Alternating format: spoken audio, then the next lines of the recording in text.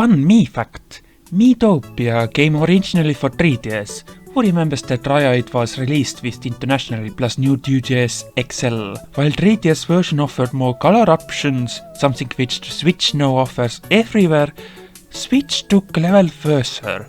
Makeup and wigs. While wigs are just animated hair, it's interesting to see the concept used in Tomodachi life. Makeup is a douchey. That's so simple, but you can turn something like this into something like this, for example. These are simply an overlay on Mii face and sometimes don't show in-game, and the game lagged if there were a lot of Miis on the screen. But the possibilities this thing gave is, let's say, more infinite. Just wanted to highlight this thing in Fun Mii Fact. As you know by now, my main Mii was glasses. Boiling it down, glasses are simply a 2D plane in front of your Mii's face to give a little dimensionality like the noses do. Yet sometimes this could be a problem, especially with full head helmets or costume hats. Worry not, some games do think about it. The usual solution, it seems, is just removing the glasses, like in Super Smash Bros. Ultimate. That's cursed. Some games replace them with their own models. Dillon's Dead Hit Breakers, for example.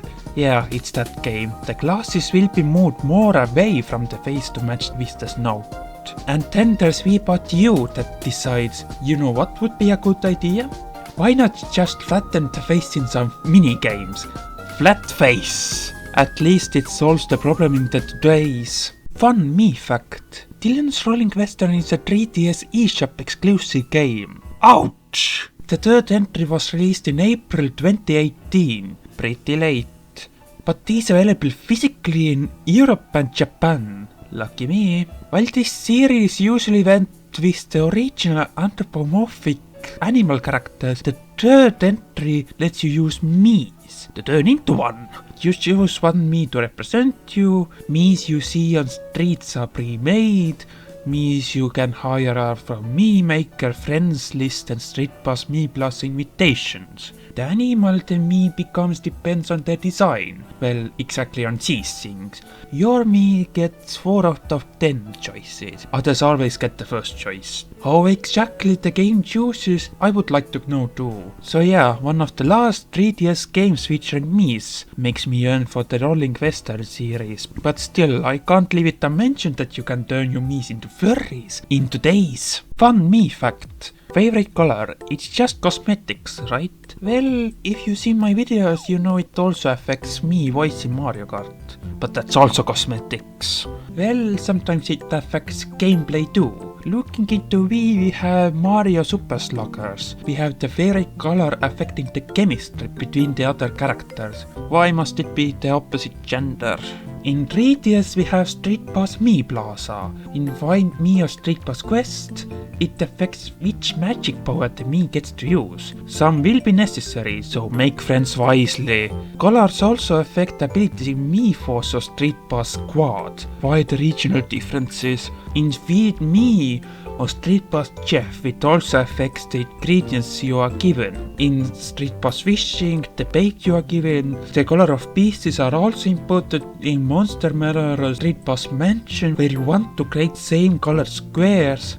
These are examples that color you choose does matter. After all, Fun Mii Fact. You can change the height and weight of the Mii, but most of the time that won't be seen in game since the body is provided by the game. Then there are games that just have 3 body sizes that change depending on these settings, like Mario Kart Wii and Mario Kart 8.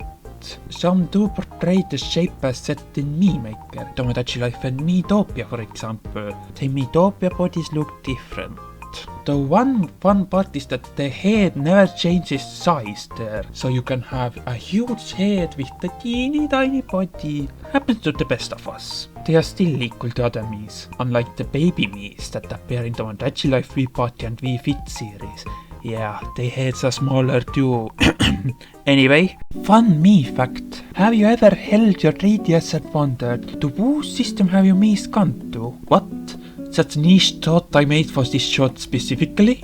Anyway, you definitely know StreetPass Mii Plaza. That is the place where you can send the Mii to other consoles through StreetPass and receive the other people's Miis for mini-games. However, you can also enable invitations so that Miis you encounter online can also join.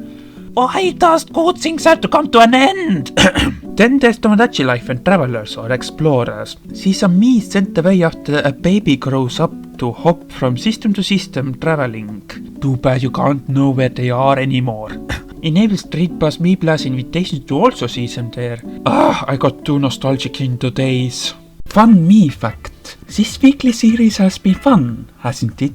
And I only touched the small part of the Mii games. Still, got me thinking, what is the first and last game using Miis for each console? I can use this handy list on Mii Wiki to see regional differences. On Wii, we start with Wii Sports, WarioWare Smooth Moves, and Wii Play, and we end with Pro Evolution Soccer 2013. On DS, we start with Personal Trainer Walking and end with Kurma the DS. On 3DS, we start with Pilot Wings Resort, Nintendo Plus Cats and built-in games, and we end with WarioWare Gold, Dillon's Dead Hit Breakers being second to last. On Wii U, we start with Nintendo Land and New Super Mario Bros. U. We end with Legend of Zelda Breath of the Wild. Oh wow, really? I'll say Gravity Plus instead because it lets you choose the Mii. Switch starts with scratch that. Starts with Mario Kart 8 Deluxe. Despite Switch 2 going, Switch 1 still gets games. Switch 2 has no games featuring Miis, unfortunately. Sad. Let's hope that we'll get more games featuring Miis in the future as we close out the Fun Mii Fact series. For now, thank you for watching, happy Tomodachi life, and bye!